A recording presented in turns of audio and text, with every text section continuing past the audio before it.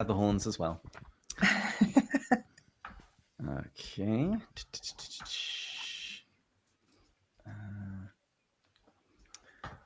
So I'm just checking to see if the streams are live in all the places that they should be.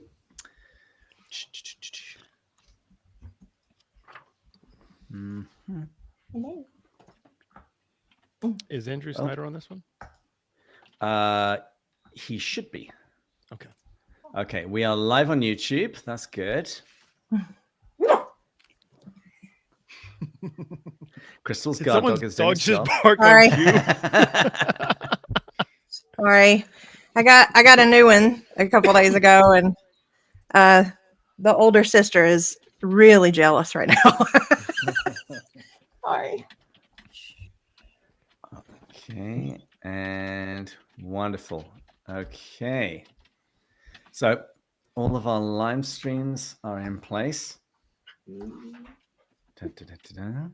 Okay, right, you all must just remember that jealousy is a sin.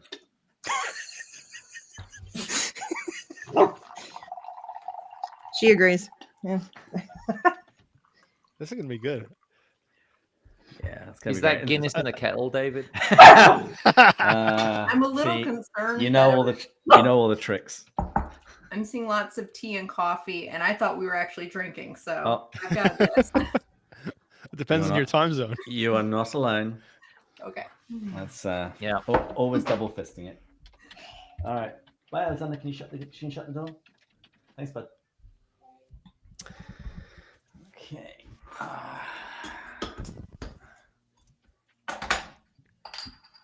Okay. There you go, Brooke. You're not alone anymore. Thank you. A new key. Nice. Yeah. Well, I fell in love with them as soon as they did their July 3rd campaign with the what could have been, when you had lots of British celebrities advertising it and saying it's like you can celebrate your Independence Day on July 4th, but on July 3rd, let's just think about how things could have gone. You know, you could have this wonderful accent, all this wonderful slang and swear words, you know, all the things that the British have gifted to the world. It's Jackson Greer. Hey, Jackson. Greetings. Well, I'm going to say let's get going. This is Pints with Jack, Season 9, Episode 5, Family Love, C.S. Lewis Reading Day 2025. Welcome, everyone, to C.S. Lewis Reading Day. My name is David Bates, and I am one of the co-hosts of Pints with Jack. And if you're watching this live, I'd encourage you to jump into the chat and say hi and tell us where in the world you're watching us today. And I would also be really interested to know if any of you have consumed any C.S. Lewis Reading Day content in the last few days, because we've had quite a lot of people writing stuff. Bobby Upchurch, he wrote an article for his local paper. It was called C.S. Lewis Reading Day, Let's Celebrate Being Made for Another World. Brian Shepherd has done some writing. Jackson Greer, we'll get to him in a moment. And in the podcasting world, the Good Stories podcast, they released an episode about Lewis and Warnie, his brother. And released today also was a crossover episode that we had with the Lesser Known Lewis podcast about one of Lewis's very lesser known works, Canonization, where he shares his concerns and questions about the Anglican Church adopting a canonization process like that of the Catholic Church. And then, rather ironically, today on the Pints with Jack YouTube channel, I posted an interview with Episcopal Bishop Edward Little, who was the man that actually got C.S. Lewis onto the Episcopal liturgical calendar, and he wrote the collect for his feast day. So what's going to be happening today on this live stream? Well, it's going to be an action-packed 90 minutes. I'm going to be giving away a ton of Inklings-related books. Here's a few of them. Wow. Including the Screw Tape comic put out by Marvel. That's a $75 piece. And there's still time to sign up for the possibility of winning those if you go to Pints with Jack and sign up for the newsletter. And you just heard my co-host Andrew, fresh off his ministerial duties. Matt won't be joining us today as he's having a baby shower. So something else for the chat to do, I'd really like you to suggest potential names for Matt's baby. And the more Lewis related, the better. Ransom Ransom Jackson. could work Well, even yeah. for a girl, actually. Yeah. You could always go right on the nose and just call him Lewis. Yes. There you go. Clive, Yeah. Oh, Jack, no. etc. Okay. So I need some hat advice. C.S. Lewis Institute, Atlanta. The actual official from the movie set Lion, the Witch, and the Wardrobe, Wow. or Max McLean's Screw Tape Letters. Screw I tape say letters. all Screw tape three. letters. Just Difficult change them every 10 minutes. All of them at Or, once, or I each suppose. section. When we Got change it. section, put on a new one. Okay. Or take off a new one. Or take, yeah, there you go. There you go. Actually, I have a very Lewis style hat back here. Go. Well, And I have original artwork from Ross Wilson, who did the Seeker at C.S. Lewis Square. It should be a big flex day. well, those of you watching will be seeing lots of beautiful faces here. So I think we should get through and do some introductions. I'm going to go in the order on my screen. So, Brilliant, you're up. Who are you? That is the ultimate question, isn't it? Who am I? Why am I here? So my name is Rillian, and I'm on the narniweb.com podcast. I've been there for, someone asked me recently, how long have you been doing the podcast? I said, almost 20 years. So I actually kind of started the podcast, and now Glumpuddle, who was originally my co-host, has kind of taken it over. So now I'm the co-host, and Glumpuddle runs it. And so, yeah, from the over at the narniweb.com community, and we've been covering movies and even books and book commentaries and stuff in between movies for years now. So almost decades. Next month it will in 2 months it'll be decades officially. That's really impressive. That's a goal to shoot for. Next up, we got Jackson Greer. Jackson, who are you? Hi, I'm Jackson Greer, and I write at the Substack Christian Letters.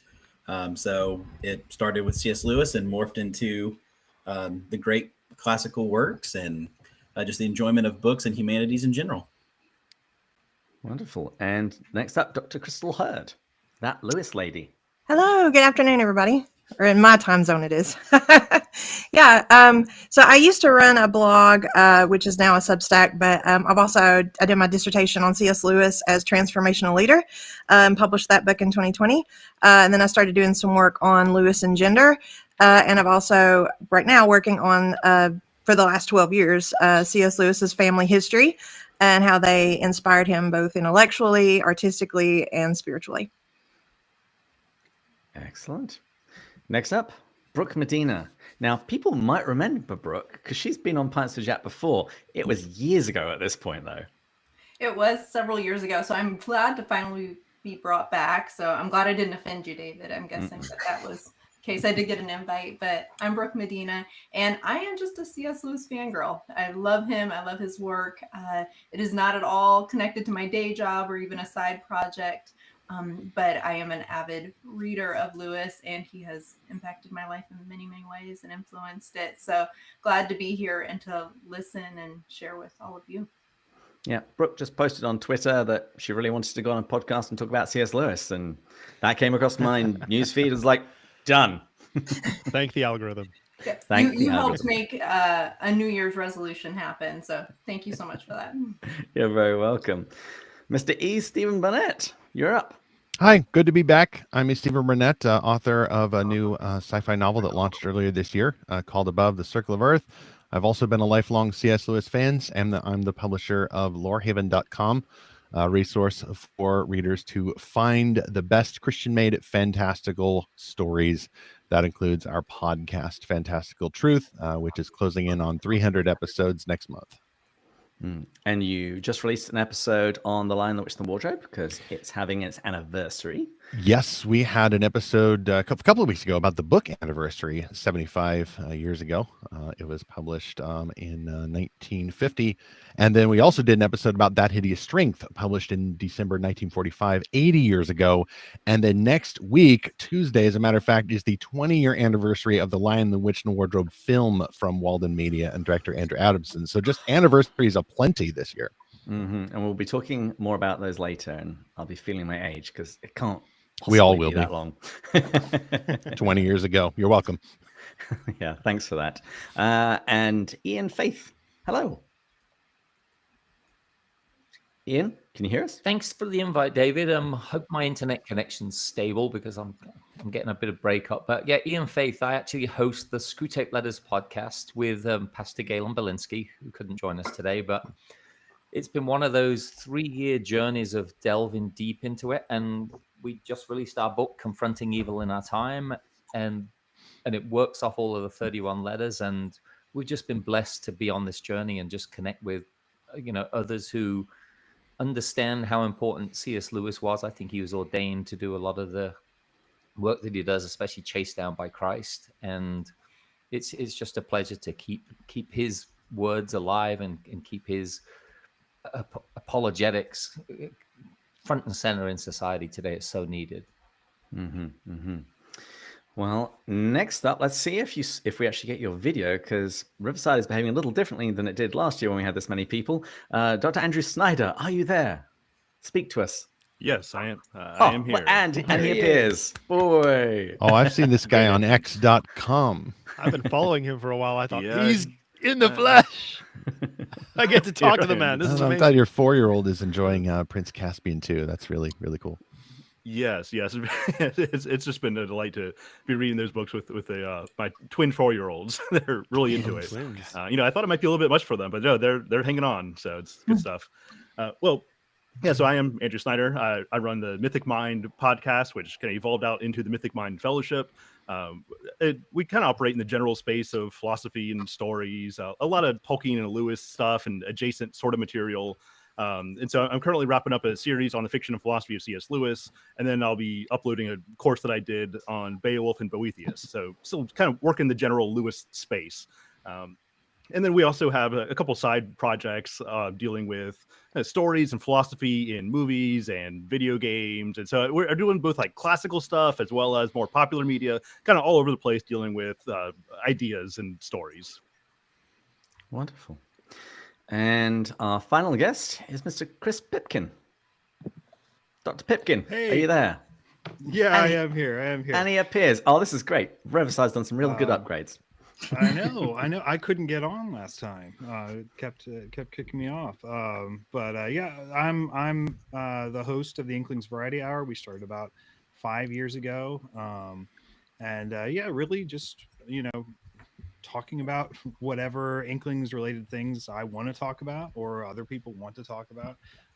So we've done a lot of good off the beaten track Lewis and Tolkien and Charles Williams stuff. Most recently, the newest episode has been on the introduction to the Ohel, and that was a lot of fun. And we'll keep that series going as well, as long as people want to listen to it.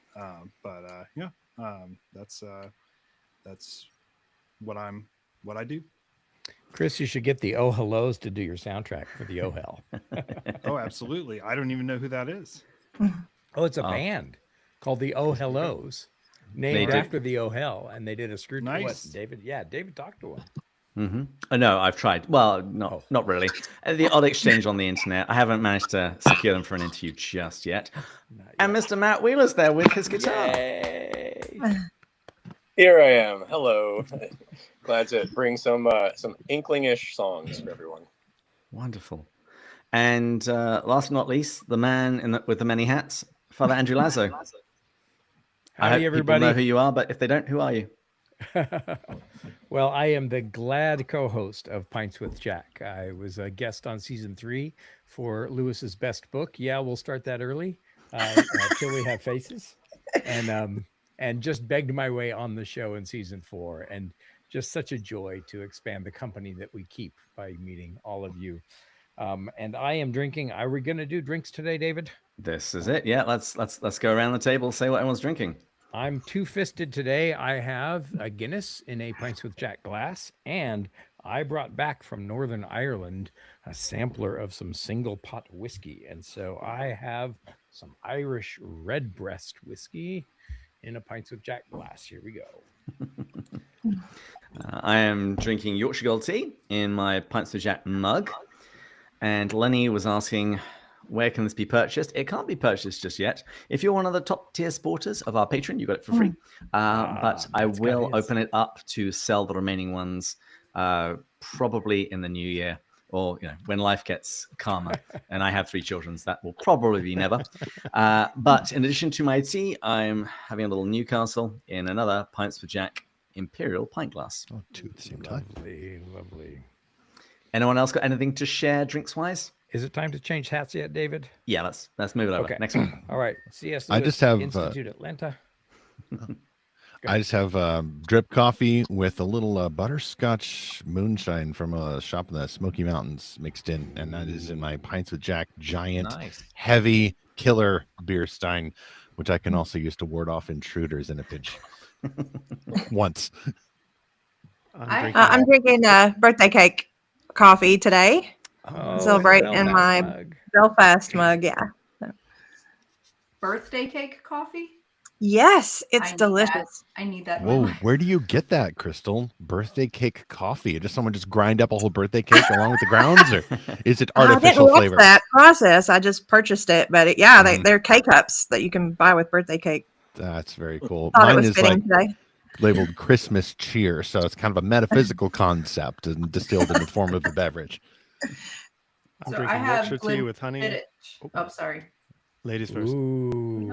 I'll raise my hand or my glass. So this is in my Churchill snifter, though. So my parents gave this to me for my birthday, so I really wanted to show it off. But I'm gonna be quiet now. I've got scotch. I won't drink too much during the. But that looks cool. Here's the question: water or no water? So no water for me. Okay. With that. Yeah, I mean, I do have some here, but it's not going in the scotch. Occasionally, I put in just a drop or 2 to open it up, and we may try that with the Redbreast. Who's next?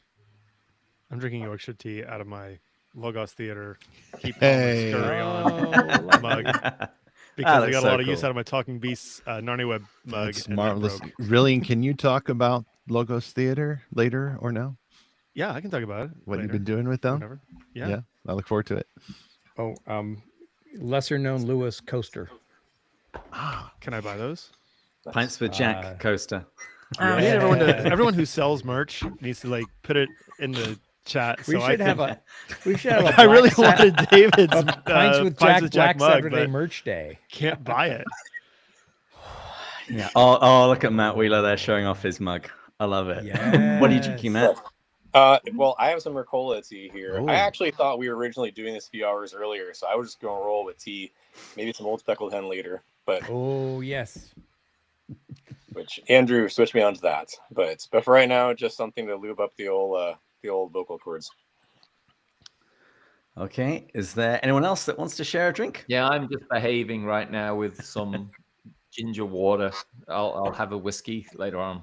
There we What go. kind of whiskey? Ian is our designated driver. Exactly. I am that in my life as well. So yeah, might as well. Yeah. What kind of Hop on whiskey will board. you have, Ian? So I actually am blessed to have a neighbor who owns restaurants, and he exposed his whiskey collection last night, which was kind of breathtaking.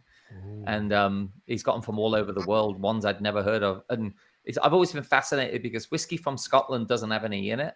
Irish whiskey has an E in it, and bourbon has an E in it. But he got us to try this Japanese whiskey last night, which I can't remember the name of it, but it was very good. Yeah, Lovely. So I'll have to And figure I out see the name that later on. Brillian's dropped a link to merch in there. We should do a did. Pints with Jack, a C.S. Lewis 100% reading do day, it. merch Monday. Or you could just make me look bad, and I'm the only one who does it. No. I get $0 from it, just for the record. Lug away. No, we know about that. Well, All right. we have lots of people watching us at the moment we've got Colorado, Illinois, New We've Mexico. got a friend from Nairobi, Kenya, from C.S. Lewis Institute in Kenya. Marvelous. Wow, welcome. Yeah, All right. so welcome all of you. I think we've definitely got our minion now. So it's time we did an opening toast. So to all of those celebrating C.S. Lewis Day today, and of course the birthday boy himself, to the professor. The Cheers. Professor, to Jack. Cheers. And also we've had quite a lot of departures recently. James Como. He died in just like this past week. We had Jill Freud, who was possibly one of the bassists for Lucy. She stayed with Lewis. She was one of the evacuees that stayed at his house. She died this week. She And, gave C.S. Lewis a diptych, the Wilton diptych, and he writes about it. And this is a copy of what Lewis's look like. Oh, lovely. The Wilton diptych. You can look it up online. And also it was Colin Duryea. He died this year as well, I think. Yeah. So to the faithfully departed, I hope there's an eagle and child in heaven. Cheers. But if not, we will resurrect the one on earth. Shine upon them. Amen. Amen. Very good. So we are doing excellently for time. And our first segment is to talk about the Narnia Netflix adaptation, which is going to be released next year. So I'd like to have Rillian in his official capacity as Talking Beast podcast co-host to just kick off the discussion by giving us a bit of an update about what we know about this movie, the various controversies that have been surrounding it. And folks in the chat, please let us know, are you excited or are you scared? What are you really looking forward to? What's your greatest hopes and fears? This can be a big therapy session for all of us. Yeah, so I'll start off with just the Faxmam version of it in terms of what we know, which actually isn't a whole lot. Yeah. A lot of it I'll try to delineate what's rumor, what we haven't confirmed, what we have confirmed. So what we know for sure is that Netflix has got the rights for all 7 films. They have signed on Greta Gerwig to write and direct for at least 2 at this point. We've basically confirmed that the first book that they're adapting is The Magician's Nephew. It's actually an assumption that it will be called The Magician's Nephew. We don't officially have a title, but I think it's a safe assumption, but it could be something different.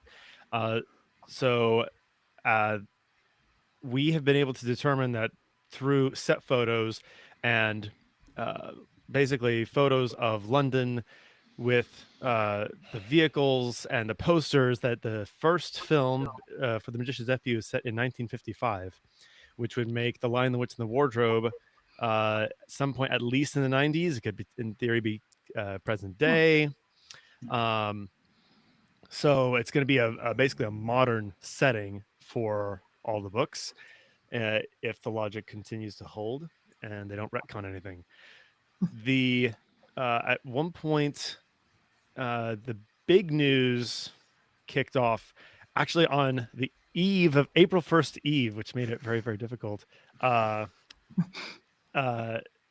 Nexus Point News announced that Meryl Streep was in talks to play Aslan, and that Aslan would be a lioness.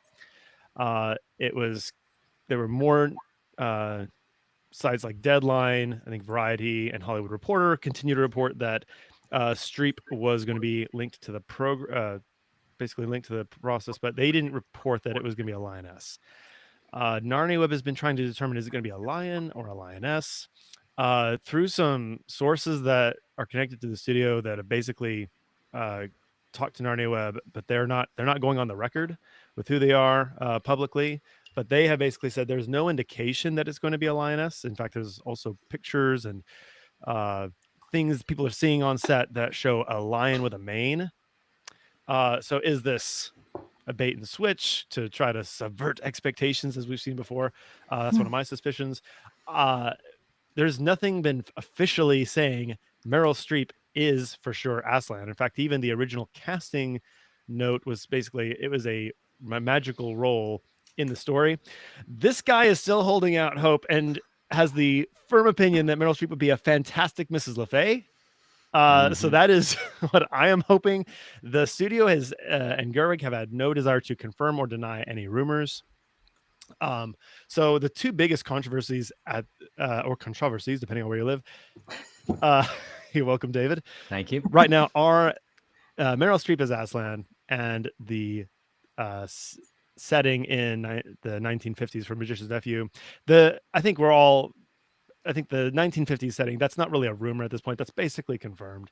The Meryl Streep is in the kind of barely rumor, but it's probably true, but we're still solidifying details. We don't know exactly how it'll play out part. And so there's other casting news as well. Daniel Craig is most likely playing Uncle Andrew. We have cast announced for a lot of the key roles: Diggory, Polly, Jadis, and there's photos of the actors as well. So that's kind of a short rundown. We've got a little what we know section on narniaweb.com, basically going over who's production designer, costumes, different roles as well. So that's kind of the broad, here's what we know, here's what we don't know. Well, thank you for that. I'd like to turn to Brooke with her theory about Meryl Streep, but I first want to read a comment from Dr. Serena Higgins, because I think a lot of people will resonate with this. Oh, it's going to be awful, but I'll still enjoy it and complain in appropriate measure. I'm here for that. And you know what? We should make sure our voices are heard in this, and let Greta Gerwig know when she has gone astray. But I do think, just even my day job is communications, and I think of it from a PR perspective as actually pretty brilliant when you think about the timing of the Meryl Streep rumor that came out, I think, on or around April Fool's Day of earlier this year. So there is, who knows, but it still has us talking about it in November of this year, even though it came out months before. So to me, if nothing else, that is public relations, marketing 101, is let's get people to keep talking about it and create the stir. And we know that that was the case with the Barbie movie too. So if you think about Gerwig's MO, this might actually just be another one of the ways in which it might just be a tell as to you know, her marketing style, and Netflix's. Ian's got his hand up. Yeah, so my day job's marketing, and the way movies are changing. I spent 16 years working in Hollywood, and what they are doing now is movies aren't performing the way they used to, so they're doing as much pre-marketing, and to your point, Brooke, as much PR, and as let's get a awareness going so they can factor in budgets, not just for the production, but for the release marketing as well. So anything they can do to start getting a gauge on interest, what would cause that, what would spur conversation. And the Meryl Streep thing it worked. Well, and one quick note just on the release, and as it's relevant to your point, Ian, with how they're marketing it and the budget and all that, because this is a Netflix film. So my understanding is right now it's slated for an IMAX exclusive release in 1,000 theaters. It could go up to maybe 1,800 theaters or so for about 2 weeks, starting on Thanksgiving Day. And then it will release, I think, on Christmas Day on Netflix. Yeah, and the way movie theaters work now is you're not guaranteed screens until you put bums in seats. And that's such a fluid place right now. We actually had a friend who just released the movie The Smashing Machine.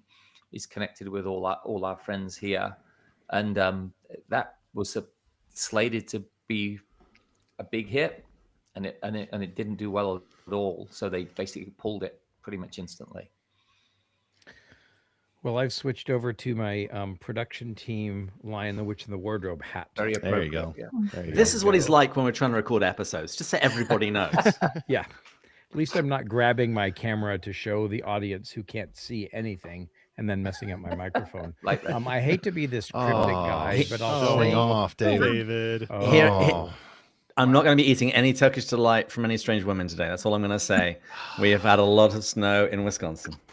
I didn't know you so moved jealous. from Southern California.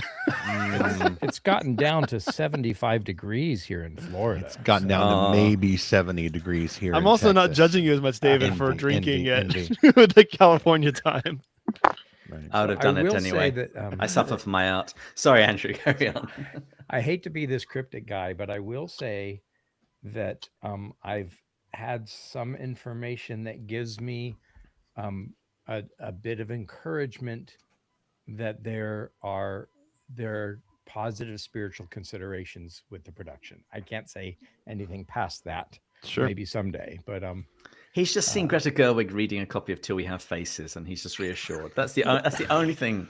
Well, my central concern isn't so much the Meryl Streep rumor, which, Brooke, I agree with you that this smells of a PR thing, because if there was anything calculated to rile fans so that you now reset expectations. And so now, okay, well, at least we're not going 10 steps backward, only 4 or 5 steps backward. Okay, now we're recalibrated. It's a dangerous move, but I've seen it work before. My main concern is what Rillian reported is the adjusted time, because there were very old rumors back before The Lion, the Witch, and the Wardrobe came to theaters in 2005 that there was going to be a modern version where the kids were from LA, and I don't know what would send them to the country house, smog maybe, I don't know, but and then Edmund was going to be tempted by corn dogs or something, enchanted corn dogs. It could be rumor, but okay, why then are we making it? Because the 50s setting is absolutely certain because of what we've seen from the posters. And so okay, that's fine if you're filming The Lion, the Witch, and the Wardrobe. That's set in the 40s during the air raids. But no, The Magician's Nephew is supposed to be set during that time when your grandfather was a child, at least if you grew up in the 50s. And the setting has a lot to do with the story, and it's more so the now the maladjusted timeline for any sequels, because The Magician's Nephew is a prequel, and I'm okay with starting there first. But no, I frankly I do not want the four Pevensies from the modern era. They are grounded in their time, the 40s, even more than Diggory and Polly are grounded in their time after the turn of the century. But will they Well, I be mean, able you to can post imagine on that. That would be social really media? tough. Yeah, I mean, that's what I was getting ready to say. Like, if are they going to be on like cell phones and like, you know, are they? Oh, what is that? Let me Google it. Like, you know, like that's going to take a lot of the wonder sort of out of It really will. characters. Really will. So yeah. if you Are think there about it, though, it's other about worlds? a 60-year difference between Magician's Nephew. What is an ice queen? Right. Go. Dear If there's a ChatGPT, this woman's offering me candy. Should I Okay, but the take it? time really, Yeah, someone said the 90s. That would be around the time after the 50s. And okay, that's still too late. It needs to be Yeah. the 40s, air raid, World War Could- II. Could they not I though, hear you. since time here really doesn't have any bearing on time in Narnia and vice versa? Could they not then set The Lion, the Witch, and the Wardrobe still in the 1940s? You know, just because like we don't know when. I mean, there are like Renaissance era pirates coming in at some point after, right? The late 19th But they're century, still right, with linear though. Like Diggory's got to be an old man by the time the not- Pevensies go in. I don't think the pirates are the you know, the Telmarines, right? So you've got Victorian era, right, when Narnia starts, and then somehow Telmarines get in there, and Telmarines are from way further back, right? So Lewis himself, Yeah, isn't but that's terribly in the past linear. though. So Yeah. I think about this. I wonder if there's a possibility, and this is just a thought that occurred. I wonder if there's a possibility of the trajectory being about Diggory's story, right? Because it starts with Diggory. Last battle is Diggory at the end, right? And then we get Diggory as a professor, you know, in the middle. And so I wonder if she might be thinking about the way to tell his story. I don't know, just a thought. I wouldn't mind that if he's wearing the Norfolk suit, you know, as in the Pauline Baines illustrations, and he's around, what was it, 1899, 1910s? Yeah, the encouraging thing was that like the bobbies running down the street and the queen standing on the cart, those looked very much like the Baines illustrations. And Yeah. it sounds All like right. even with the 60-year time difference, it sounds like visually she's really paying attention to the clues. That was one of the things that I hoped that would make Lion, the Witch, and the Wardrobe so good, was when the blue bottle fly fell dead. I'm like, Yeah, oh, they're that paying was really a careful attention to a deep detail, cut. but they didn't follow that through. Right. So I'm hoping that there is some, and so does Reepicheep. Hello, old friend. I mean, I think if Netflix was looking for her to tell the story straight, they would not have gotten Greta Gerwig to direct it. She's That's a fair point. She's an auteur. She's going to try to make it her own and tell her own sort of story, and it's going to upset a lot of people, but they don't care. Well, but also Greta Some more Gerwig, negative take there. she went to Catholic high school in my hometown of Sacramento, and I read in an interview, and you'll know this way better than me. She said something about in Barbie, she was making a movie of a woman who wakes up in innocence and navigates a fallen world. She was very conscious of the Eve narrative that was going on there. And so I'm hoping that sensibility would also inform a property that she's got to know. Well, I'm not as intimidated. I'm not as concerned about the spirit. Oddly enough, about the spiritual implications. There, frankly, I have to be honest. There are no spiritual implications I can think of shifting forward the timeline by a couple of generations, like the ones there would be if Aslan were either a lioness or a male lion voiced by a woman, which, by the way, now you're going to have the voice sound like this or some sort of pitch shifting. And that's why I think that I agree with Brooke that there's almost certainly some sort of rabble rousing rumor in order to reset expectations. Yeah. But I'd still rather follow than the spirit of the book. It will not feel the same if you move it to any other country, any other era. Yeah, I'm holding out for my theory on Mrs. LaFay because I think that'd be a great cast. It'd be fantastic. They're going, ha ha ha! Look at all these Narnia fans. Like, yeah, well, I don't like being trolled, but twisted up. They're going to be so overjoyed, and we don't even have to talk about it. At some point, they'll just, like you said, they'll be reset. Yeah, well, that's still the modern day setting, to destabilize trust, though. It really does. Right, but I think to Crystal's point, it's we're not creatures in a vacuum. I mean, our stories are tied in with the stories of our settings, our cultures, our neighborhoods, the time that we're in. I mean, Lucy is acting either lying or crazy, and hey mom, hey dad, yeah, I just figured I'd call you instead of okay, yeah, I'll just text. I think there's so many. There's no self-service in Narnia. So many dominoes that go That's on. What Eustace wants from this is, and even like, even in terms of, there's a lot of discussion that I don't want to go down a rabbit trail, but like, I mean, children today they act differently. They're very different from children in the 1940s. I mean, the culture is different. And I think that's on its face true. So there's so much, it's kind of the domino effect. Like, yes, in a vacuum, is there so much difference? Maybe not on its face, but the more I think about it, the more unhappy I am about it. Same. The more I've contemplated it, the more unhappy I am with it. And I think it's going to have unintended consequences, maybe that aren't even foreseen by Gerwig. And it's not that I doubt her talent. That's not the question. Sure, no. But let me say this. Shakespeare works because the story is so good. And if you do Shakespeare properly, the setting then adds to the story or the retelling of it. And yes, so but I'm hoping. I'm sympathetic to that. So I'll play my own devil's advocate. Okay. So I really enjoyed the Sherlock show with Benedict Cumberbatch. Okay. It's a modern retelling of Sherlock Holmes. I enjoyed the Ralph Fiennes Coriolanus movie with Gerard Butler. I enjoyed that, but it's also, Shakespeare has been done so many times that it doesn't feel as violative when you have so many versions of it. And here's one new variation. I think if we had seen a dozen Magician's Nephew movies at this point, and a bunch of them were good, I would not feel nearly like I do now. I feel like the stakes are higher. I feel like if you adapt, I guess someone did, and I disapprove of this, but someone did, I think, King Lear with Daniel Craig, and I guess he's wearing a suit and tie, and one of the characters is in a wheelchair, and the person who was watching it didn't appreciate it.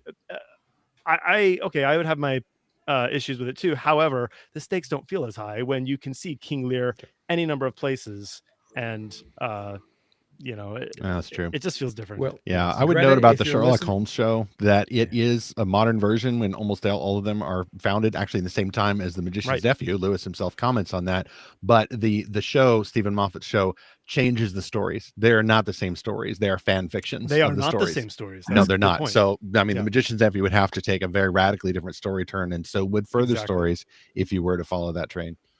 Well, Greta, if you're listening, we're praying and hoping for you. And the chair recognizes David and also recognizes the fact that I'd love to hear more female voices. Well, I was just going to say that our time slot on this is running a little low. We can maybe return to this again at the end as we have a grab bag of any other thoughts that people have had. I would just like to reiterate what I said last year, that I am very willing to shill for this movie if my family and I get a free trip to England. I'm just gonna be really open about it. All of the Pints with Jack hosts would be happy to, do our part. Well, what's up now next, we've had David? Now we've had that group therapy session on the upcoming Netflix adaptation. Our next segment is our musical maestro, Mr. Matt Wheeler, and he's returning with a couple of songs. And while he's playing for us, I'd love it if the chat could tell us some of their favorite Inklings-related or Inklings-inspired songs, as well as any ideas for songs that you think Matt should use in anything that he writes in the future. Over to you, Matt. Hey, thank you, David. Yes, I do think you should be a consultant, an official consultant on the movie, David. I would vote for you for that. If I had power. So, I'm gonna play a song here called Erebus, and well, this is one audience I probably won't have to actually explain who Erebus is, which is pretty nice. But I highly recommend reading back through the Narnian Chronicles, like when you are an adult. Like coming back to those. It's a very different experience because there are things that would have flown over your head when you're like when I was in 4th grade when my teacher read this to me, and I was mostly amused by the story, but also like her saying Bree's full name, which is Bree Henny Brinny Hui Ha. But like so, this particular, I'll read a little passage from the last page of the book. I mean, and you all know who Erebus and Kor are, I imagine. So yeah. I'll just read it.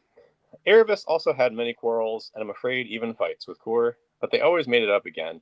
So that years later, when they were grown up, they were so used to quarreling and making it up again that they got married so as to go on doing it more conveniently. It's like, as an adult, it's like, wow, well done, Zeosos. It's pretty fun. But this song is an epilogue of Erebus and Kor / Shasta looking back at their adventures as documented in The Horse and His Boy, which is my personal favorite of the Chronicles of Narnia. They're all brilliant, but here it is. This is called Erebus.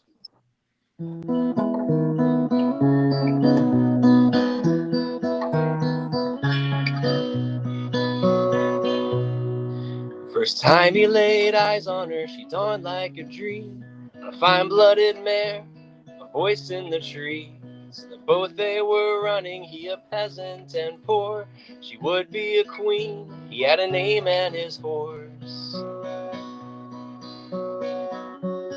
She was a lark midst the lindens and pines.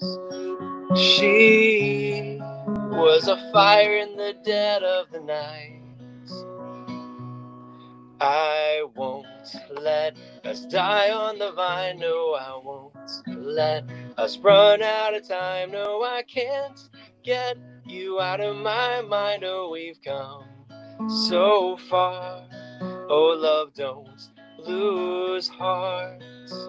Remember those days, we were so young and so brave.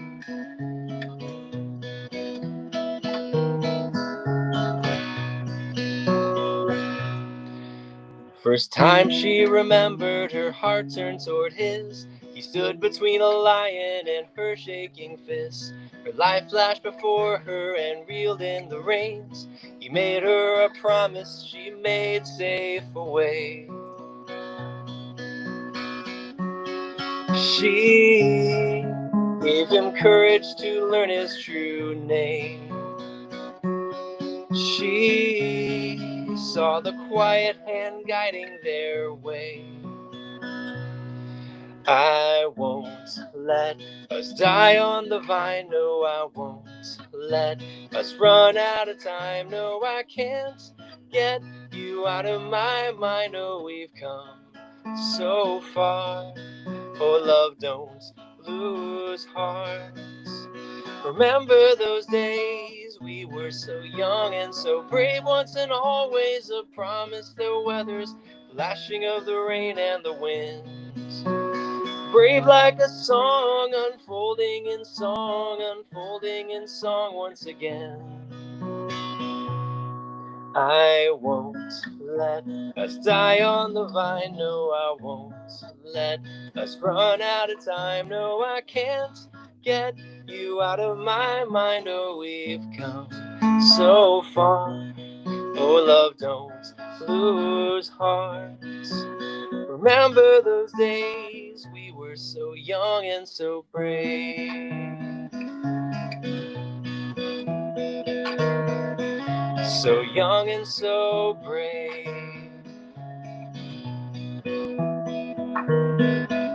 so young and so brave.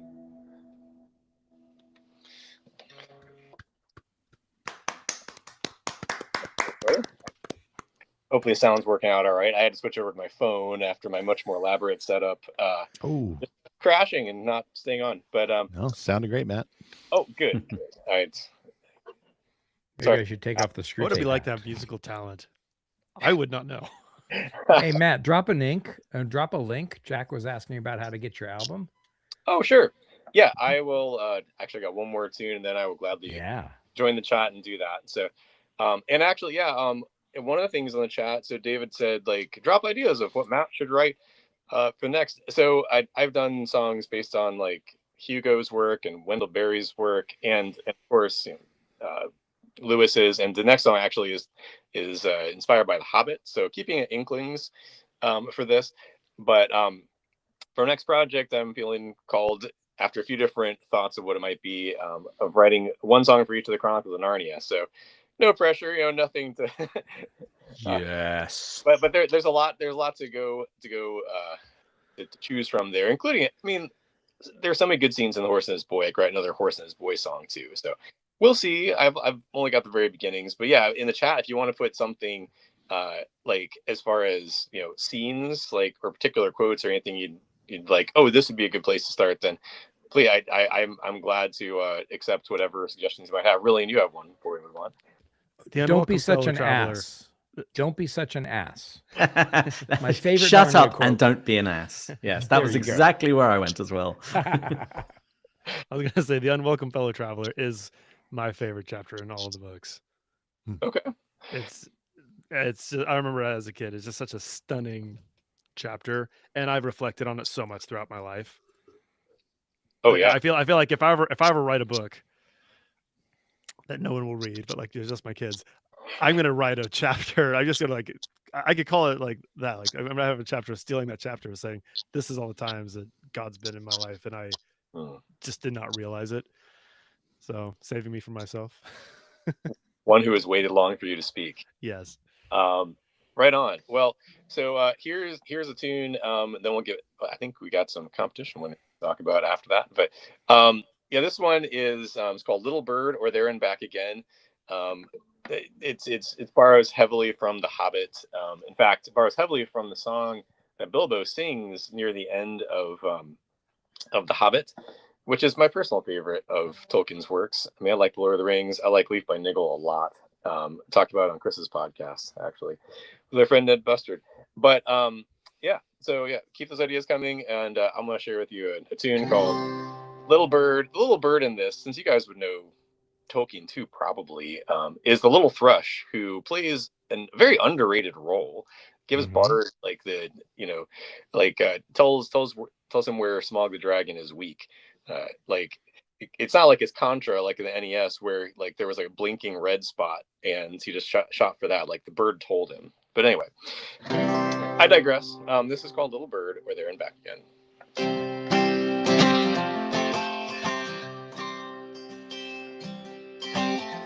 Little bird, will you sing a sweet June hymn for me?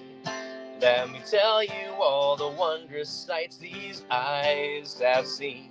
Little bird, I've traveled long, under cloud and under star. You may just be the one who saves us all. Who saves us all. Oh. There and back again. The road winds ever, ever on, by streams that never find the seas, over snow by winter sown. There and back again, these feet a wandering have gone, now turned at last to home. I'm not who I was. Oh, I'm not who I was.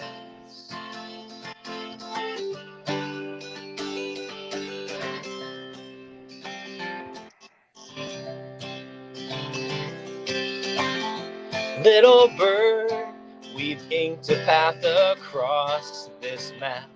running river, fire and cold, now to home at last. Little bird, this membership I never thought to seek has shown me what it takes and what I was meant to be. What I was meant to be. Oh, there and back again. The road winds ever on by streams that never find the seas. Oh, snow by winter sown. There and back again. These feet oh wandering have gone, now turned at last to home. I'm not who I was. No, I'm not who I was. No, I'm not who I was. Wonderful. I'm going to ask Matt to keep his guitar nearby for the end of the live stream, because I'd like him to close out with one other song that's very near and dear to my heart. But it is now time to announce the competition winners. I'm going to read out the names, and I literally just sent you all emails. And so if you are a winner, please reply to that email with the book that you would like from the list. And it's going to be on a first come, first serve basis. So you might want to say, I really like this one, and then give a few others as well, just in case somebody else beats you to it. So the winners are Mark Scott, Avery O, Deanna, Craig Vincent, Randy Outland, Aaron Earls, Julie Brantner, Jacob Moran, Joyce McPherson. Hi, Joyce. Joyce. Dan Nolan, Joel Lowe. Hey, Joel. Jody Gabrielson. Jody, wonderful. Jacob Dean, Susan Hippard, and Lane Landers. Congratulations. You are all winners. We now go on to our next section, and on this, I'm going to call Mr. E. Stephen Burnett from Lawhaven to tell us about two, in particular, very significant Lewis anniversaries this year. Over to you. Absolutely. It's interesting that 2025 marks 3 significant C.S. Lewis product anniversaries, but the first 2 are really about his books. And one of them I have a mixed past with until recently, and that is the third in the Ransom or Cosmic Trilogy novels, That Hideous Strength. And if you can see, if you're watching this live stream, you can see here that hideous cover.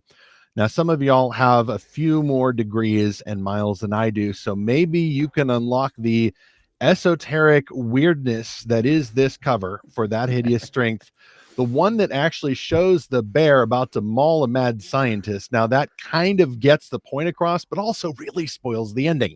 Nevertheless, that's my favorite cover just because it is so simple. Now, this is pretty complicated, and so it is that I found the book complicated when I first read it. Several years ago, and Lewis had this first published in December of 1945. So that is 80 years ago as of just a few weeks. And I had read Out of the Silent Planet and Paralandra, which, by the way, I think is interesting to note that although people call the trilogy science fiction, I think really only the first book is science fiction proper, with a lot of kind of the pulp sci-fi sensibilities, although clearly elevated, because one of those lesser known facts about Lewis is that he read science fiction magazines, including some of the periodicals and the goofy magazines. Like, he was very well aware of the tropes, and you actually see some of those in Out of the Silent Planet. And then Paralandra is much more traditional fantasy. It just happens to have another planet that's technically Venus, but he's doing a lot, as y'all know, with the mythology and the medieval cosmology and all of that. Well, suddenly the first part of That Hideous Strength, Dr. Ransom disappears, and that's what frustrated me at first, because, okay, what is this even the same series? We're following Jane and Mark Studdick, and there's a bunch of backroom dealings with the sale of college property and what's going on in Bracton Wood, and like, okay, that may be a little bit interesting. But wow, did we take a wild turn away from the cosmic glories of the first 2 books.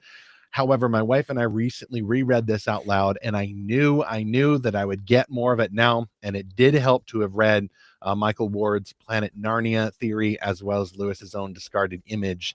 Now I can understand this book a whole lot better. Like, okay, why are the gods, the planets, showing up, and then all this weird stuff is happening? I almost found it over the top. Lewis just info dumps all of the medieval cosmological lore in that one chapter, and yet I was here for it. And then, spoiler alert, all the powers go into Merlin. Yes, Merlin. And then McPhee drops him off in the car. I just cracked up at that. All this amazing stuff happens. And then in one paragraph, McPhee takes Merlin, puts him in the motor car, and then drops him off somewhere. And we don't know what's going to happen next. And then hilarity ensues and catastrophe after that. And it was just wonderful, even more so reading it out loud. Then we get a more familiar Lewis title, Anniversary, The Lion, the Witch, and Wardrobe, published in October of 1950. So we had the 75-year anniversary for that. No, 1950, 75-year anniversary for that just a couple months ago. That was the next stage of Lewis's career. Many more people have read this book, but it's kind of interesting to read them in tandem and like try to find where the similarities are. Although I would say that there's definitely more. This is like the advanced version of Prince Caspian, That Hideous Strength. There's a lot of familiar themes there, especially with the animals rolling in to disrupt, along with the curse of Babel. And my favorite part of That Hideous Strength was where I had to pause and just think about it a little bit. What is that Latin that Merlin says at the last there? I will not try to pronounce that. Do any of you all Latin scholars want to pronounce that Andrew, curse of Merlin's? Let's do it. Give me the, let's see.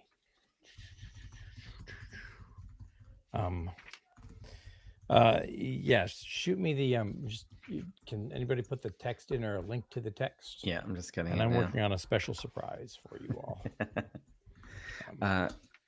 Actually, just while we're and you've got, there's a recording of Lewis saying it too. Oh, is there now? Oh, I There wish we had that. Yeah. It used to be available via the Rabbit Room, but they've discontinued that, at least for the moment. Okay. Has anyone got a piece of text Or what around page? What page is it on? Okay, so in my edition, the one with the That Hideous cover, it's 351, the chapter called Banquet at Bellbury. And I tweeted it recently and then no one understood it. And I think X.com automatically translated it, which kind of ruins that spell casting sound of it. So I don't like that. Let's see, what chapter is that? It's chapter 16. Yeah, that's the one. It's a few pages in. All right, let's see. Actually, I can probably drop it in real quick. All right. Okay. 340. Getting it. Did a minor in Latin because that's where all the fun parties were. Okay. And how far in? It's a few pages here. Let's see. There it is. I found it. Literally, this is what made me want to study Latin. Really? This phrase? Yeah. Yeah. That's epic. That is epic. Nerd. Yes. It was reading stuff in Latin in Lewis and not wanting to have to look it up. Oh, that's why I did a minor. There we go. Medieval It's in the studies. chat. Yep. Qui verbum Dei contempserunt, eis auferitur, etiam verbum hominis. David's probably got it better because he's been doing Latin. Yeah, I've been doing the Duolingo. You have to say it like a wizard, though, David. Yeah. This is Merlin. Well, I shaved my facial hair this morning, so I really ruined that. I think I would translate it something like those who hate the word of God, from them the word of man is taken away. Agreed. Also Amen. taken away. Yeah, that's Lewis's translation in the footnote here is, they that have despised the word of God, from them shall the word of man also be taken away. And it hit me just realizing that Merlin's weapon against those who have distorted words in the newspapers and in scholarship and in all of their propaganda and evil, the evil that they're doing starts with the philosophy and then ends up being basically just short of a Frank Peretti spiritual warfare thriller. Yeah, right. Merlin's defense then and the overthrow of Bracton and Bellbury and all of that is through words. If they despise God's word, then the very gift of language that they have also spurned will be withdrawn. And it's so darn biblical. And once we finish that chapter and suddenly like everyone is getting destroyed by this primal magic empowered by the cosmic forces ruled by Meleldiel. It was absolutely epic. And, my wife and I couldn't then just go over and look at Instagram videos. We just had to sit quietly for like half an hour and just ponder that, just a great big old Selah. Wonderful, wonderful book. Yeah, absolutely. Well, we also have the 20-year anniversary of the Lion, the Witch, and Wardrobe film, which released December the 9th, 2005, 20 years ago, folks. I think it's within living memory for everyone here. It's so strange. It feels like it was just a few years ago. Well, and not to look forward, but 2026 is those are the best 70th covers. For those who are listening to this on the podcast later, I am sharing the Chinese covers of the Ransom trilogy, and I think they are, without a doubt, the best covers that are out there. They are. They even got the Green Lady right, so you could not put that in your Mardell Christian bookstore, but it is book faithful. It is book faithful. I can't really go to Niagara Falls and make it into tea, but someone else maybe could. So next year is the 70th anniversary of both Till We Have Faces and in 1955, and then the following year, 70th anniversary of the British publication of Till We Have Faces. Wow, okay. Is next year, and the 70th of The Last Battle, and then 2027 is the American, and my long promised book. I send off my dissertation on Monday. And so the dissertation is the plan for the book, and I'll be working on the book, hoping to finish the book by about halfway through next year. My critical study of Till We Have Faces, so just making the argument. So, and my rebuttal will be coming out the year after, which nobody will read because it's wrong and short. That's exactly why people read it. Listeners, we have fun with it, but we love Jack. And but we have a surprise special guest, Miss McLean. Welcome to the show. Oh, good morning. I'm out wow. on the West Coast, so it's morning for me. Great, Max to see McLean, all of you. Everybody. Happy C.S. Lewis Day to all of you. Yes, and to you as well. So, are you a big fan of C.S. Lewis, there, Mr. McLean? What's your take on him? A little bit, yeah. Not bad. Yeah. And have Max, you not I'm been wearing C.S. Lewis a few times? Sorry? Have you not been C.S. Lewis a few times? I have. In fact, I just had a wonderful experience at Notre Dame University, where we did Further Up, Further In for the Moreau program, which is their first year. All the first year students came together to see. It was a magnificent production. We also did a show at Purdue University, I think a couple of weeks prior to that, Further Up, Further In there. That was sponsored by Oratio Christi, and we had I guess we had about 1,000 people at their Loeb Playhouse right in the center of campus. So that's been fun. And of course, we've been touring the Screwtape Letters for quite some time. This particular tour began a year ago, September. So it's been going for a year and a half, and we want to keep it going until at least the summer of 26. So we're busy with Lewis and love doing it. Love being sort of theatrical interpreters of his work. Mm-hmm. And I noticed you just showed the graphic of our film, and I'm pleased to say it used to be on sale in Amazon, and it did really well. It had like 4,200 reviews, and then all of a sudden I noticed that the 4,200 reviews went down to like 12, and I thought, what happened? And unbeknownst to me, they decided to make it free on Amazon, with membership, of course. So if you're interested in seeing that film, it's a good time to do it. And of course, that film, Most Reluctant Convert, is based very closely on his memoir, Surprised by Joy. Marvelous. I have seen The Great Divorce. Y'all were here in Austin, Texas, a few years ago, performing that. So I got to see you there. Quick story. I must apologize as well, sir. We arrived late, and we were stuck out in the lobby with a bunch of people who were watching the performance on the screen. And of course, the Great Divorce starts off with people all getting at each other's throats because they are waiting for the bus. And the people out in the lobby were literally reenacting that human behavior in real time. And I became very meta aware of it and also very convicted. Wow. That's a great story. Yes, Andrew would like everybody to acknowledge the fact that he has a special baseball cap with the screw tape letters from the Fellowship of Performing Arts on his head. Andrew's been helping us quite a bit.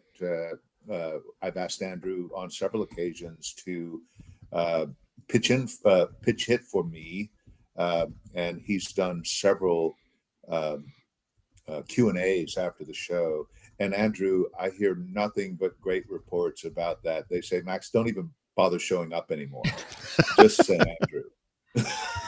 Well, actually, it seems that Andrew's audio has just dropped. So oh, good. So he can't comment. He can't comment. Nope. Wait. I found it.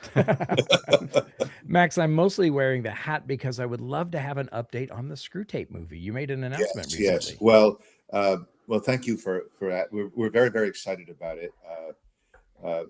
In March, we signed an agreement with the C.S. Lewis company who manages the estate, giving us a roughly 3-year option to go into principal photography for the film. Okay. And so we've immediately went to work on finding a screenwriter to help us with the project. One of the things we felt in discussing it, we wanted it to be a faithful adaptation, but we also wanted to make it more contemporary. In other words, we didn't want to set it in World War II. We thought we at least at this present time, I mean, things can change, of course, that we'd like to make it a little bit more contemporary or more present time. Of course, that's going to change as soon as you make it. As soon as you put a cell phone in it, it's going to date it 2 years later. But regardless, that's the plan. And so we have been listening to lots of, I'm sort of new to this, but how it works in the film industry is you contact lots of agents and find out interest and availability in the project. We had significant interest, as you can imagine. And so we listened to quite a few pitches on the story. Some were pretty unusual, but we have narrowed it down, and I think we're at a place now that we're about ready to sign an offer to with the screenwriter, and that'll help us. Once we get a draft, then we can begin looking for directors and cast, and hope be in principal photography sometime in 2027 is the plan. Marvelous. Yeah. Max, one of the things that I found really remarkable is when I've been privileged to do the talkbacks, almost every time the question comes up, why does this feel so contemporary? Why does it feel so present day? And that's when I toss in the line that I learned from you. It's because of all the different changes that Max made to the original text. He changed 2 words, right? Air raid to terror attacked to air from air raid. Yeah, and everything else is Lewis's original. But a lot of and most of the things that feel contemporary are just the physical actions. Most recently, the actor's been scrolling as opposed to clicking, which we still do that. The runway scene feels very contemporary, but the real significant point of the Screw Tape letters that our choices matter. They're turning us either to a hellish creature or to a heavenly creature over time. Each choice changes us. That is super clear and super contemporary and super relevant all the time. Well, what a joy to have you join us. Can we lift our glasses to Max McLean? Yeah, Max. Of course. And I still Max. have my mug from my last visit with you guys. Oh, lovely. Great to see all of you. You took me away just for a tiny bit from the Michigan-Ohio State game. I just put it on pause, so I go right back to it. Not a big game in the world of college football. So can I say one thing? they someone dropped a link to C.S. Lewis, a C.S. Lewis audio clip earlier, and I was listening to it before you came on, and my first thought was, that sounds a lot like Max McLean. Oh, was it? It was him reading from That Hideous Strength. Hideous Strength. Oh, that's my favorite of this trilogy, That Hideous Strength. And by the way, the narrator of that book is fantastic. I think if you've listened to it, I can't remember his name, but he really takes you for a ride. Well, we will be pushing on with our program to talk about this year's theme, which is family love, and Dr. Crystal Hurd will be leading us through that. But since Ian, you just finished going through the Screwtape Letters, and your book has just come out based on that. Anything you want to say to Max, or any questions you want to ask before we move on? Yeah, Max, I think you're absolutely right about how present day, all of everything Lewis talked about in the late 30s, early 40s in the Screwtape Letters, and it's all current. It's all spiritual warfare. It's all the demonic's attempt to separate us from God. And the way we actually took it was from a biblical point of view. So there was a lot of scripture in our book as well, because it validates the truths in the Screwtape Letters. And I think it's a self-help book as well. I've never seen it as satire. I like the mocking, and that's fine. But at the same time, it's really deep. Like the average person who reads the Screwtape Letters, and I've had them come up to me and said, "Hey, you recommended this book to me, and I don't get it." And then when you look at it from a Christian point of view, of the way the fight between God and the devil, and you apply it to the principles in there, I told someone once, anxiety is a demonic force, and it changed their life. Because once you understand what anxiety is, and Lewis explains it brilliantly, and I think it's in letter 15, it's a game changer. People sleep at night. People have better relationships because they're all of a sudden aware that this isn't just their own failing. They're being influenced by something, but it's something outside of what we are. And it all goes back to Genesis 3. Did God say? Attack on the family. It starts there. And if you look at what's going on in society today, the biggest force that's going to destroy America, and it's destroying countries from the top down, the same thing in England, is you destroy the family. Yeah. I believe that. I believe that. Tell me the name of your book so I can look it up. I definitely. I'll send you a copy, Max. If you drop me a note at Ian at screwtapeletterspodcast.com. My eyesight's so bad. I only kind of. I can put you in Kindle. touch. I'll put the yeah, Andrew, that would be fantastic. Yeah, if I can do a Kindle, because I'd love to have it and share it with our team as well, because it's always good to be able to reflect on a book together that really touches on the profound themes of the book, and what you just said really hit home. So I would love to look at it very much. And we actually covered each of the letters as chapters, so there's 31 chapters. But then at the end of the book, there is a long story on how this came together, and it was God's divine intervention, starting with a quote that I heard on a radio show from C.S. Lewis. And the pieces that fell into place couldn't have happened. Like, serendipity doesn't alone explain it. It's just absolutely mind-boggling how it came together. And the way we've seen it, and again, the different stories influencing different people's lives based on the different battles that they're facing, whether it's addictions or say anxiety, or even like David, you asked to talk about the relationship with Screwtape and with the patient and his mother. Again, it's that interpersonal fighting that goes on in families. That's the start of it all, because if you can't find forgiveness within your own family, how can you have a relationship with Jesus Christ and believe fully in forgiveness from God? The demonic's so clever. Sure. And we all laugh it off and go, "Oh, the Bible's all about love, love, love, love, love." It's a warning for us about the forces of darkness as much of it is the talk of Christ's love and God's love. You know, it was the first I'm an adult convert. It was the first Christian book I read after the New Testament. And in the very first scene of The Man in the British Museum really struck me, because my own salvation was first recognizing the God of creation, who made this beautiful world, cared for me, and the second insight that I had, which I had before reading Screwtape, but it absolutely clarified it, was how deceived I had been.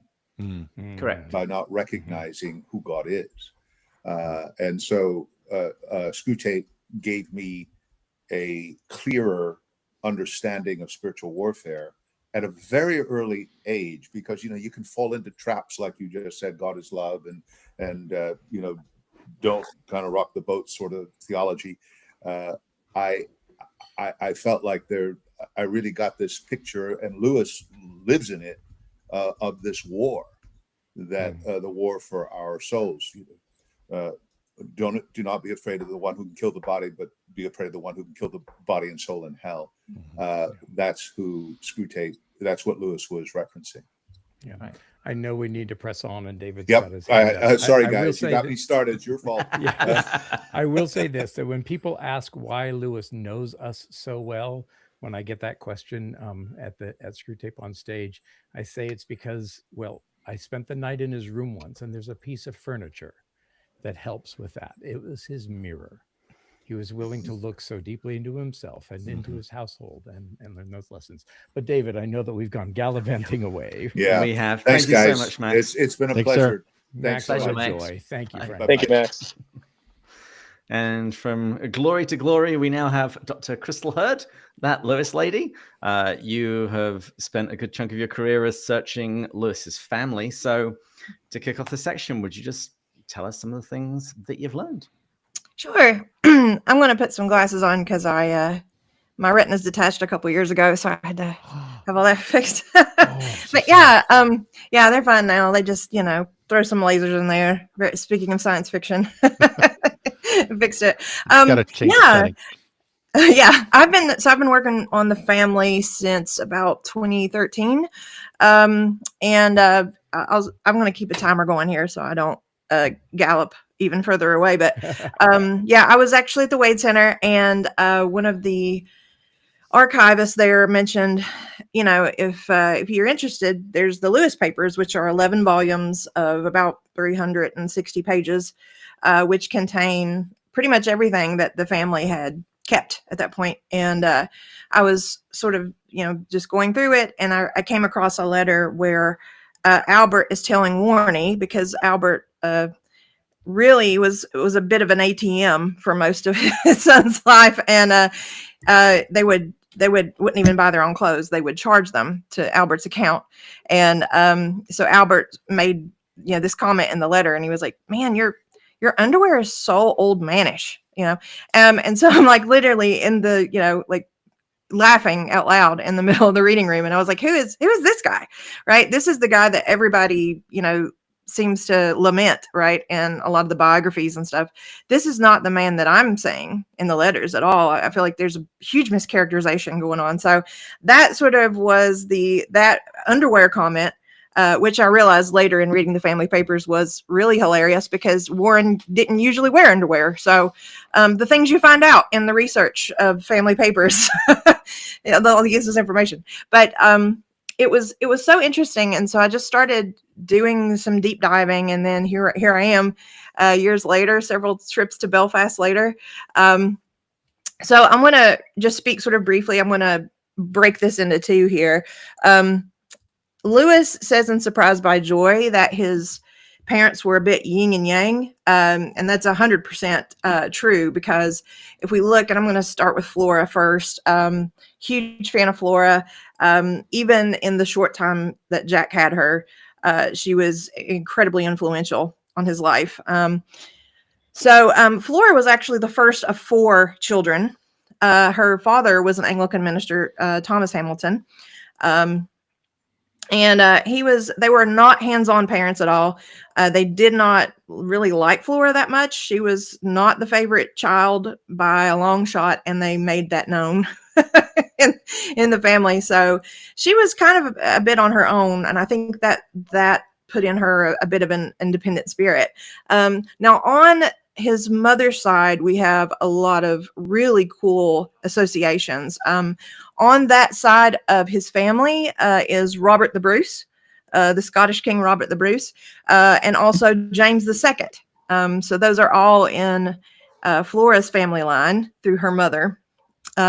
So they were pretty much an aristocratic family for centuries at that point. And so Flora was kind of a bit, I mean, she published a short story before she was, started dating Albert. And like I said, she was a bit on her own.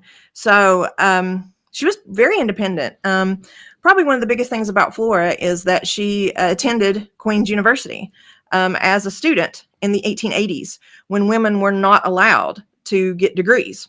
And we have plenty of resources that talk about how male students were openly antagonistic towards females in that time. So I'm sure Flora was used to it. We have reports of people burning peppers in classrooms to chase the women out. The newspaper at Queen's was often publishing things that sort of poked fun at the women students, and they would publish that out. So it was wild what she was, how she was walking in. She also went to the Methodist college there. So she took classes at 2 different colleges in a time when women were really discouraged from going to school. One of the biographers of Queen's University calls Flora Lewis a pioneer because she is one of the first women to receive accolades because she did continue to go to class. She did take the exams, and she made what they called unusually high scores. And that decision, if you read back into the Queen's history, that decision eventually led to allowing women to attend class for credit. So Flora was one of the first women that opened that door, knocked it down, really. And the other day, Queen's University was just posting on Instagram, they were interviewing students, and there were a lot of, women students there talking about what they were grateful for. And it was wild. I turned to my husband and I said, it's because of Flora Lewis that these women are here and they're studying today. That is wild and awesome and amazing. And so many people don't know that. They only know her, oh, that was C.S. Lewis's mom that died really young. And that's the only thing she's known for. But she was incredibly brilliant. While she was there at Queen's, she studied at the Methodist College on and off for 3 years. It was called the Royal University of Ireland then, now Queen's University. But in 1881, she earned first-class honors in geometry and algebra, one of 2 women that were even in the math program. In 1885, she had a first-class honors. That doesn't sound like that. I know what happened in the gene pool there, right? In 1885, she got a first-class honors in logic, second-class honors in mathematics. And she had various little small seconds. I think she had a second in music or second in French or something like that. So she studied when she actually knew Italian too, because her family was in Rome for 4 years when she was a child. Her father worked there in Rome. So incredibly well-traveled, cosmopolitan, smart. And then in 1886, she received an honorary BA. She couldn't get a real degree. They would not award her a real degree, but she was given an honorary degree, saying basically you passed everything. If we were giving it to ladies, we would give you one. But after that point, and basically the argument was, well, men want smart wives, right? I mean, this was sort of how the church recognized that. If you look back in the history, women are raising children, so we want smart, intelligent women raising our children. We want women with who can talk about the Bible, who can teach reading, who can do all these things to their children. So they sort of saw it also as a spiritual plus with that. And of course, Flora did amazing things. She taught her kids how to play chess. She taught them languages. She helped Warney with his math homework. Jack missed the boat by a little bit, but and he didn't actually go off to school until after her death, as we know. But she spent a huge amount of time with him, which is why we talk, and he talks in Surprised by Joy about going into that room and seeing her body laying out there and feeling so disconnected and so lost after that, and the sinking of Atlantis, right? So she was incredible. Even in her spare time, she was tutoring people. She and Albert were equal partners in that marriage. They talked about everything. They discussed the education. They discussed all that stuff together, made those decisions together. So, I gotta go. I gotta flip to Albert.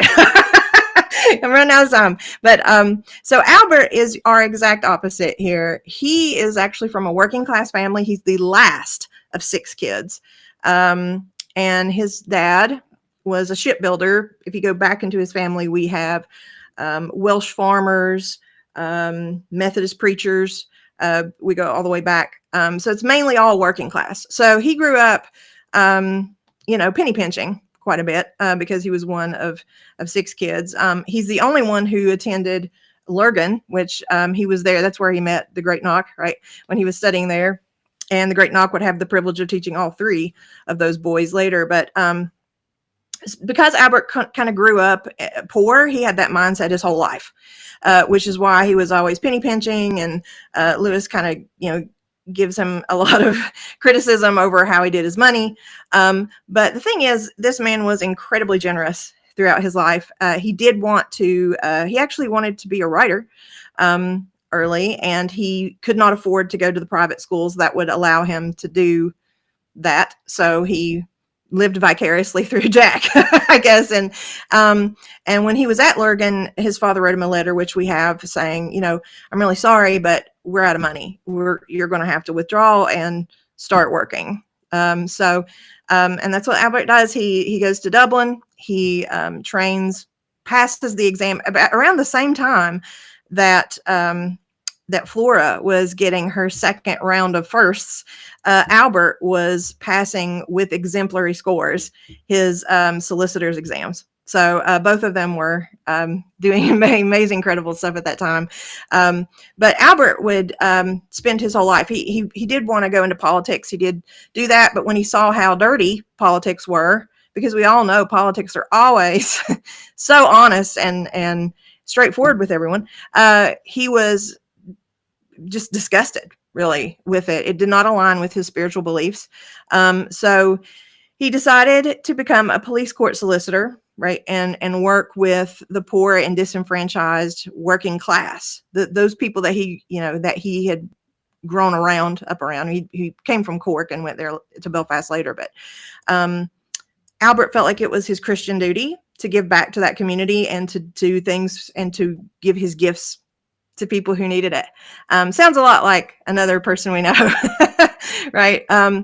He could have honestly, easily opened up his own office and made tons of money. He could have easily made that much money. And he decided to take the harder route, to be a public servant who is way overworked and way underpaid. And decided to do that as a career because he felt like that was sort of what God was wanting him to do, was to help other people. And even wrote a short story, which I published in Zenzucht in 2020, about a poor man who gets thrown in prison by accident, because he has prejudice against him because he's poor. And these were the types of people that he defended during his career. He did try to publish. It didn't go well, obviously. He got turned down a bunch. But and finally in 2020, I did publish him. So hopefully he's in heaven, like being like, finally. But he really was a well-known hero in Belfast. He was in the paper. People wrote poems about him.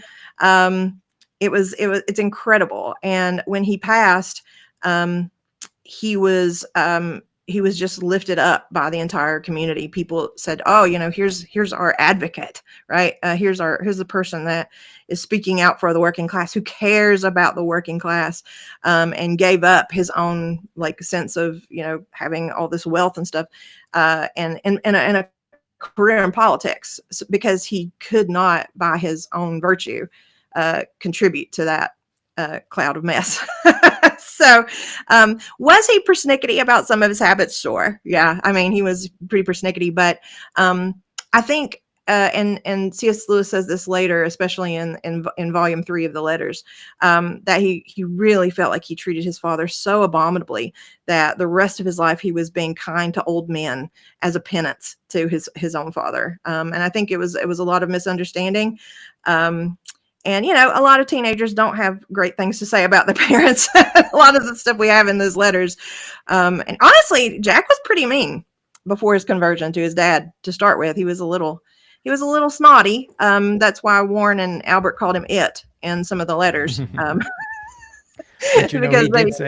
he did say after his conversion, or after his father's death, Lewis wrote that he felt himself very helped by his father in the weeks and the months following his death. Absolutely. Why we now know that his conversion followed Albert's death. And so absolutely. And he even had a dream, right? He has a dream, right, about his father. He talks about that in the letters too, and kind of reaches out and realizes he's insubstantial, right? And he can't reach through. And then he's like, wow, I miss my dad. I actually miss him. And he talks about how empty little Lee is once that house is void of the booming voice. And he's like, now I can go throw open a window, but I just feel terrible about it because his dad always kept the window shut. And so I think it was sort of a miscommunication between those two, I think. But a lot of guys in that generation also had. Charles Williams talks about having a really weird relationship with his father, very similar to that. So a lot of guys in that generation seem to struggle. I think James Joyce talks about it too. A lot of these are, Yeah. Yes. Yeah. There was that Victorian ideal just did not, it didn't, age well. We'll talk about God turning all things for good. It's an interesting thought, and I think we're going to do an episode on it, which is, if his mother hadn't died, would he have really gone to boarding school? And if he didn't go to boarding school, would we have had the C.S. Lewis that we have today? Mm-hmm. Talk about God working. That's just amazing. Yeah. And one of the last things that she bought her sons was Bibles. And she signed them. We actually have Warnie's Bible, where she signed, with love from Mammy, to both of those. And that was the last gift that she gave her boys, were 2 Bibles for each of them. Yeah. Well, thank you so much, Dr. Hurd. I'd now like to turn this open into a general discussion, talking about anything that we've talked about thus far, the various anniversaries, Lewis and his parents. If people would like to share any particular quotation on this C.S. Lewis Reading Day, either from his fiction or his nonfiction, but in particular, I would like to hear from a couple of people that we haven't yet heard too much from. So Dr. Snyder, Jackson, and Chris, do you have anything burning that you would like to share with us? Well, I'll share a little bit for our theme today on family love, which was obviously just kind of referenced here with his parents. But so when I heard that what the theme was this year, the first place that my mind goes very often with Lewis is Till We Have Faces. And I was thinking in particular in part 2, where Orwell is just starting to come to terms with her own identity as the kind of Ungit that she's been despising throughout the entire story. Sorry for any spoilers out there, but she's starting to realize that she is the one who consumes and gives nothing back. And so she's kind of dealing with that. She's talking now to Bardia's wife about kind of how Orwell has done this very same thing. She's consumed Bardia, gave nothing back. And Ansett says that, well, this has happened. Orwell says, okay, look, if you knew this was happening, then why didn't you put a stop to this? Why didn't you tell Bardia, stop working so hard, stop giving yourself over to this woman who obviously doesn't really have your best interests at heart? And so Ansett says, but I would be his. I was his wife, not his doxy. He was my husband, not my house dog. He was to live the life he thought best and fittest for a great man, not that which would most pleasure me. You have taken Ilardia now too. He will turn his back on his mother's house more and more. He will seek strange lands, and he will be occupied with matters I don't understand, and go where I can't follow, and be daily less mine, more his own and the world's. Do you think I'd lift up my little finger if lifting it would stop it? And this right here is just the quintessential love that that unlike Orwell, unlike the archetypal, fairy tale witch, the inverted mother who consumes and gives nothing back, this is the mother, this is the wife who gives so that people can be more themselves. Her husband, her son. It's that sacrificial love that says that I'm going to give because I want what's best for you, not I want what's best for you because that's best for me. Right now, of course, the reality is that when you pursue heaven, then you gain earth along the way, right? And so it ultimately is good for us to give ourselves away. But so here I just think we have the quintessential point of the real family love, the motherly love, the wifely love that gives in order to produce rather than consumes and gives nothing back. The true Ungit, so to speak, the true Paralandra. Oh, we're muted there. Yep. Andrew. That's he's still beautiful. muted. Oh no. Now we can't talk about till we have faces. Andrew, I had just revisited that part of Till We Have Faces not too long ago, and I agree. That just the way you captured it, though, I put it in one of the chats. But that kind of love that gives so that others can be more themselves, I think that's beautiful, and that is really just even from a mother's perspective. I have 4 children, and the way that I want to love those kids is so that they can find who they are. It's not to domineer like Mrs. Fidget in the 4 Loves, and it is so that they can face this world and have courage. I mean, Lewis called that one of the, if not the greatest virtue.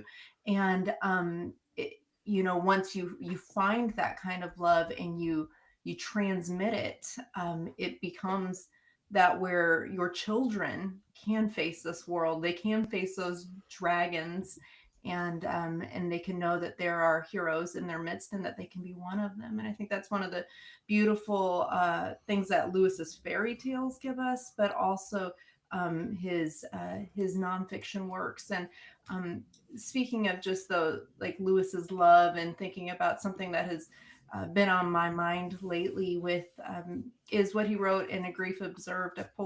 I've got it written in another screen here, but it says he's talking about Joy, his late wife, and he's processing her death. But something that he says about her is so beautiful to me. And he's musing on her ability to look at the world around her and savor it all. And he said, this is one of the miracles of love. It gives a power of seeing through its own enchantments and yet not being disenchanted. And he talked about that as one of her qualities. And I think it's one of the qualities that I certainly want to transmit to my children, but also to live out myself, is to be able to look through the enchantments of this life and realize sometimes that it can pull us down to make us disenchanted with the world, but it doesn't have to be that way. I love that. And in my own work on Till We Have Faces, I was just writing about this yesterday. His whole search for joy is a search for longing, a search for absence. And I think what happens at the end of Surprised by Joy, which he writes with Joy Davidman, she's editing it with him, and he sends it off a month after he starts writing Till We Have Faces. I think what he realizes is that joy points to the emptiness, and the fulfillment of the longing is love. And when Joy Davidman becomes his wife and his mother and his friend and his trusty colleague, that what he finds is that his life is not about Zenzucht. His life is about Zenzucht showing the need for, or the longing for, love. And it's right as he gets to the end of Till We Have Faces that he understands that everything he's been writing about and everything he's been searching for has been about love. And I think that that's kind of what's happening there. And so I totally resonate with what you all are saying. Chris raised his hand. Yeah, I'd say as another parent of 4 children, one thing that I notice that children are really good at doing is fighting. They fight about everything. They fight about where they sit. They fight about who was first. They fight about things that never honestly occurred to me that children would fight about, except maybe when I was a child fighting with my own brother. And Lewis does a great job in the Narnia books, holding a mirror up to that. We think mostly about the disjunction between like Edmund and his three, siblings in the Lion and the Witch and the Wardrobe, but really anywhere where the Pevensey kids, appear. You have a kind of fighting, and it's very real, and it's very it's wonderful to sort of see a relationship that is real where siblings love each other but they still have differences, and there are still some that are right and some that are wrong, and then that will shift and change. Lucy is never perfect. Edmund or Susan are never wholly without merit either, despite the fact that they could give some trouble to their siblings. And so yeah, I appreciate that. That's that's kind of drawn up and brought into sort of relationship with Aslan, right? And that even when you get these moments, like at the end of the Lion, Witch, and the Wardrobe, where they're all speaking very, properly, and in this sort of like, Renaissance-y way, and talking to each other in this very, verbose, polite way, they go right back to being children, right? And go right back to bickering and arguing and things, but that's all made use of, and it's all used to teach them, and to help them. And speaking of which, I need to now go and be a good father to my children, so I'm gonna have to duck out a little bit early. Thank you all so much for inviting me. This has been a blast. See you, Chris. Great to have you, Chris. Great to have you, Chris. And we are overrunning a little bit, so is there anything else that anybody else would like to jump in and say as not the end of C.S. Lewis Reading Day, but at least our live stream celebration of it is nearing an end? I see Mr. Burnett. Yes. Yeah, well, I want to speak to those family values that Lewis promoted, specifically in That Hideous Strength, because I was surprised with the reread that the story really begins and ends with the idea of Mark's and Jane's marriage. And in the beginning of the story, it is becoming lifeless. It is, in a sense, fruitless and sterile. And the book has actually caused some offense among people because, of course, singleness is a thing. There are some people who are not able to get married, or there's some people, I know something about this myself, who they get married and they cannot have their own children. So all disclaimers out of the way, Lewis is speaking in proper generalities here. And he is doing kind of a study of that idea in Genesis 1:28, that humans are called, in the best of circumstances, to be fruitful and multiply. We are stewards of creation. That's why animals are such a big player in the end of the story. Like, Lewis is understanding these things. And then really the story ultimately ends up with the rekindling of Mark's and Jane's marriage, and of course the influence of Venus coming to Dr. Ransom's manor. And when I first read this, being a little more ignorant of the mythological influences and some of those ideas, Lewis repurposing those here as being all servants of Melildiel. And then Venus arrives. We've already had the influence of all these different planetary bodies, but now Venus is back at St. Anne's. And suddenly, Lewis is being very discreet and all that, but suddenly all the married couples just want to go off and talk in their own rooms and their guest rooms. And I love seeing that, but there's also respect given for different types of people. McPhee is there for any of those people who kind of align with the results of what Dr. Ransom is doing, but he's the token skeptic. And by the way, you don't want to let McPhee alone with Merlin. He's not a Christian. He can't handle it. I see a lot of McPhees. I'm sure Dr. Snyder has also seen them on X.com, for example. And there's kind of a rekindled fandom for That Hideous Strength, mainly because people want Western civilization back, and we want our marriages rekindled, and we want those natural familial affections. And then by the end, Dr. Ransom is telling Jane something very politically incorrect. He says, "Go in obedience and you will find love. You will have no more dreams. Have children instead. Urindi Melildiel." And yet there are at least two other women in the room who are not mentioned as having husbands or being called to that. It's Ivy Maggs, going off with her husband. And there's the Dimbles who are going off somewhere. Again, very discreet. But I love how Lewis honors that original calling, and yet also recognizes, like, even Dr. Ransom himself is not called to do this. He has a different purpose. And yet Ransom is the one endorsing this influence of Venus. And another aspect of the story I noted was something that I wish a lot of these fans and some of these what we'd call vibe shift, cultural right type guys on X.com might seem to realize. There's a conversation between Ransom and Merlin. And it's almost like Lewis seeming to speak to himself about how, no, we can't just go back to the way things were. We can't go back to that pre-medieval period. There were issues there too. You can't just roll back the clock. We need to bring what's good about that period to the modern era. You can't just close your eyes and go all anti-technology. And I love that idea of bringing the flourishing and the older powers from what was true mythology into the modern world. As I always say, modern problems require ancient solutions. But by contrast, the NICE and all of those people, they are disordered, not only academically and linguistically, but sexually, especially in the person of Fairy Hardcastle. There was some references dropped with Fairy Hardcastle, and now that I'm a little older, I'm wondering, okay, Lewis, I knew that stuff was going on, and even now we got conspiracies about the dysfunctions of the elites. How did you know what was going on? Weren't you from the olden golden past before the 1960s where that stuff wasn't happening? Not true.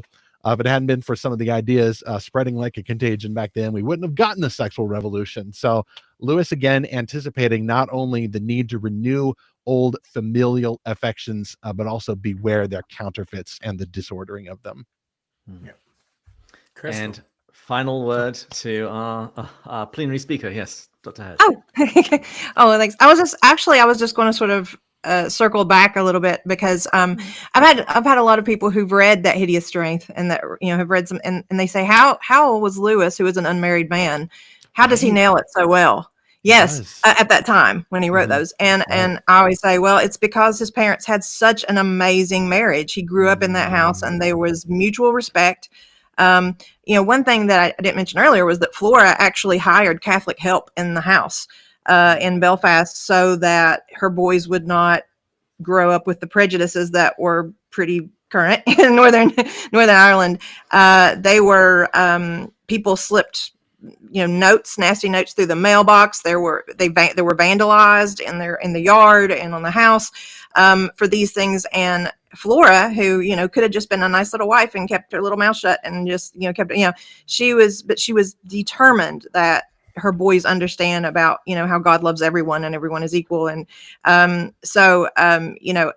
absolutely loved and adored his wife. He never remarried. They tried to get him married, right? The boys tried to, there's a widow down the street, you should go talk to her. But even in his diary, one of the last entries shortly, because she actually died on his birthday. So there was an entry, it's only a couple of sentences where he says, I'm X years today, but 17 years alone. So he never got over that death in his life. And here are these two young boys growing up saying, what a beautiful marriage, what a beautiful it was short time for us, but they lived every day in that house and were surrounded by just amazing examples of family. So and that's where all these great characters come from, right? It's wonderful. Well, that was the call for last drinks. So before we all sign off and go and look after our families, Mr. Matt Wheeler, would you mind singing us out, please? I'd be glad to. What a joy. I've been looking everywhere, searching for a place where you belong. Away from the masses, among clinking glasses, where the hearth fire is on. Let the laughter welcome you in, that eagle and child din. There's room at this table, so take a seat, tuck right in for Pints with Jack. Pints with Jack.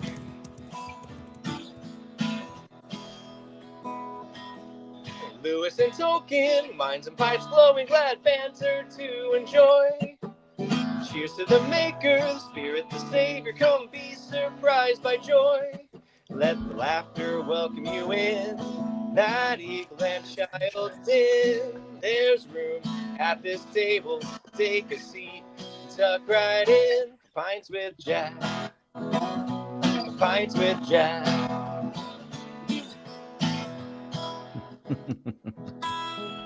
Why should your heart not dance? Go further up and further in. Pints with Jack. Pints with Jack. Pints with Jack. Pints with Jack.